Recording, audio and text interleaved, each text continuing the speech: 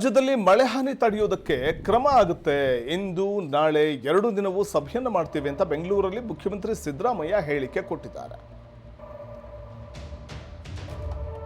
ರಾಜ್ಯದಲ್ಲಿ ಮಳೆ ಹಾನಿ ತಡೆಯೋದಕ್ಕೆ ಯಾವ್ಯಾವ ರೀತಿ ಕ್ರಮವನ್ನು ತೆಗೆದುಕೊಳ್ಬೇಕು ಅನ್ನೋದರ ಕುರಿತಾಗಿ ಇವತ್ತು ಮತ್ತು ನಾಳೆ 2 ದಿನವೂ ಸಭೆಯನ್ನು ಮಾಡ್ತಾ ಇದ್ದೇವೆ ಅಂತ ಬೆಂಗಳೂರಲ್ಲಿ ಸಿಎಂ ಸಿದ್ದರಾಮಯ್ಯ ಹೇಳಿದ್ದಾರೆ. ಅಗತ್ಯಕ್ಕಿಂತಲೂ ಹೆಚ್ಚಿನ ಪ್ರಮಾಣದಲ್ಲಿ ಮಳೆಯಾಗ್ತಾ ಇದೆ. ಮುಂಗಾರು ಪ್ರಾರಂಭ ಆಗೋಕ್ಕೂ ಮುನ್ನವೇ ಪೂರ್ವ ಮುಂಗಾರು ಶುರುವಾಗಿದೆ. ಅಬ್ಬರಿಸಿ ಬೊಬ್ಬರಿತಾ ಇದೆ ರಾಜ್ಯಾದ್ಯಂತ. ಅದರಲ್ಲೂ ಕರಾವಳಿ ತೀರ ಪ್ರದೇಶ ಮತ್ತು ಮಲೆನಾಡು ಭಾಗದಲ್ಲಿ ನಿರಂತರವಾಗಿ ಮಳೆ ಆಗ್ತಾ ಇದೆ. ಸಿಲಿಕಾನ್ ಸಿಟಿ ಬೆಂಗಳೂರಿಗರನ್ನು ಗೋಳು ಹೊಯ್ದುಕೊಂಡಿತ್ತು.